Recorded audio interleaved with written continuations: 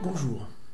Alors nous continuons notre étude sur Moïse dans la Bible et dans le Midrash. Et nous avons dit la dernière fois que d'après la Bible, le premier enfant caché juif, bien que ce soit un anachronisme de parler de juifs, dans la Bible on parle des Hébreux, et bien le premier enfant juif caché, c'est Moïse. Il a été caché pendant 3 mois et ensuite confié aux eaux du Nil dans un petit panier, une arche, on l'appellera plus tard à Moïse. Et que devient ce petit panier d'osier qui vogue le long du rivage du Nil? Eh bien, le verset va nous le dire, le verset 7 du deuxième chapitre,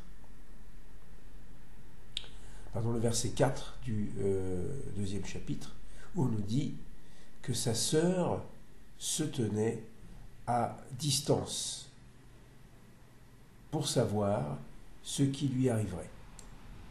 Donc nous découvrons que ce petit garçon, eh bien, a une sœur. Cette sœur n'a pas de nom, encore une fois, sans doute parce que, je le répète, le texte veut nous dire que nous sommes dans une situation où les noms sont occultés, sont cachés. C'est le système totalitaire qui supprime les noms. Mais cette sœur, bien sûr, parce qu'il n'en a qu'une, c'est Myriam. Alors on va se poser une question. Lorsqu'on a commencé le deuxième chapitre, eh bien nous avons lu qu'un homme de la maison de Lévi avait épousé une fille de Lévi. Nous, on pensait que c'était un premier mariage. Et donc leur premier enfant qui venait de naître était un enfant caché. Or, on s'aperçoit que, en fait, il y a déjà une sœur. Alors de quoi s'agit-il?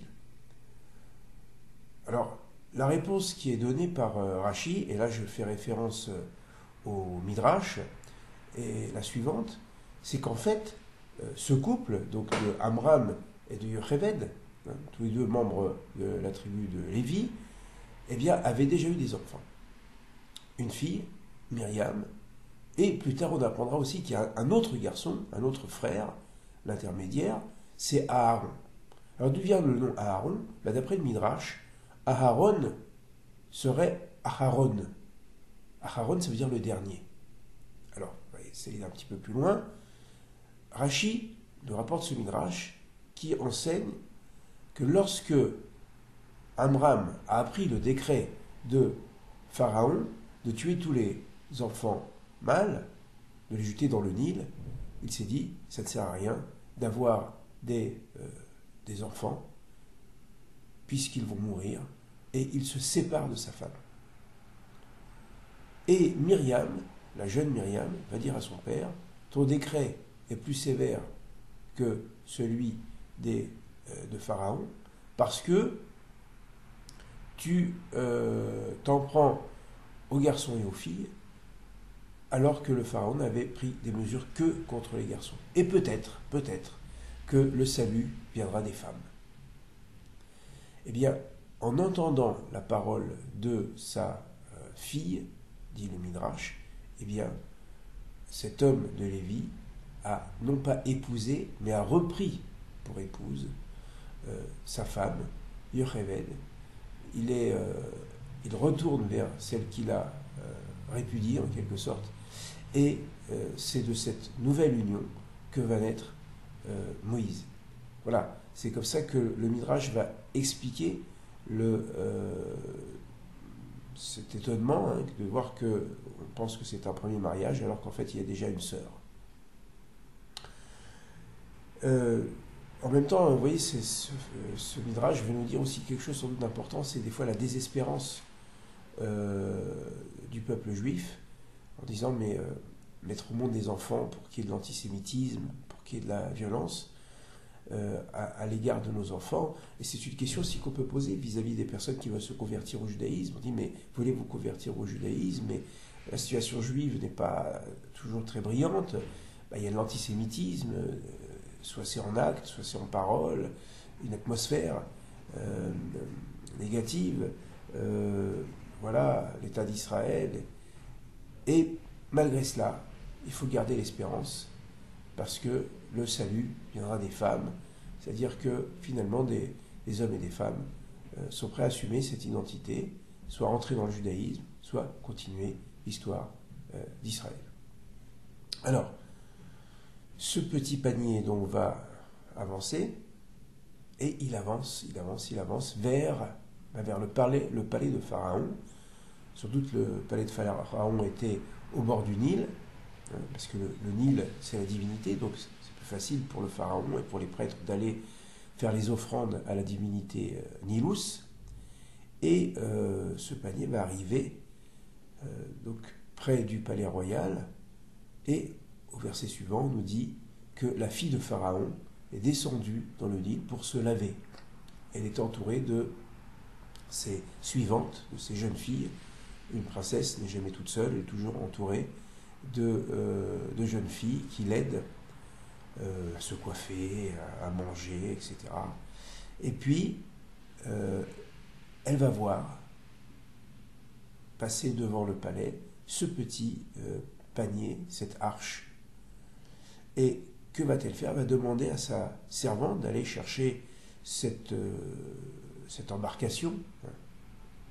Et elle va ouvrir, le texte nous dit, va tiftar, va tirer ta yeled, venena arboché. Elle a ouvert, elle a vu l'enfant, et voici c'était un jeune homme. Alors c'est curieux, parce que le texte dit en hébreu, venena arboché, c'était un adolescent, alors que c'est un enfant. Nahar boché. Alors qu'est-ce qu'elle a entendu? Est-ce qu'elle a vu un bébé, ou est-ce qu'à travers ce bébé, elle a entendu les souffrances de la jeunesse? C'est dans les systèmes concentrationnaires, mais même dans les guerres, ceux qui souffrent le plus, ce sont d'abord les jeunes garçons, les jeunes filles. Ils sont enrôlés pour les combats. C'est ceux qui ont la santé, c'est ceux qui vont mener les guerres ou qui vont subir aussi les conflits. On a rarement vu des conflits dans les hôpitaux.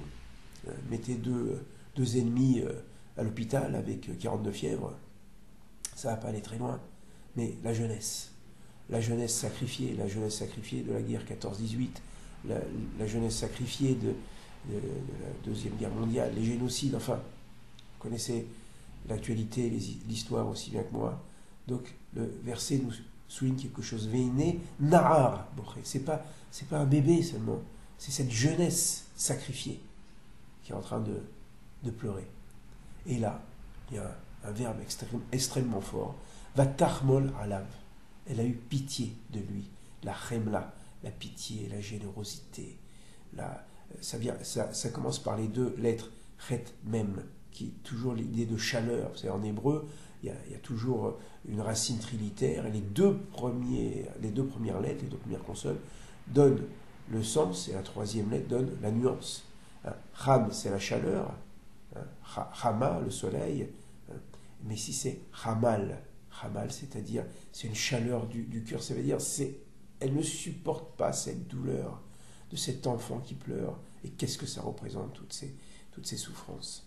Va tomer meyelder ivrim ze, et elle dit c'est un enfant hébreu. Alors comment sait-elle que c'est un enfant hébreu?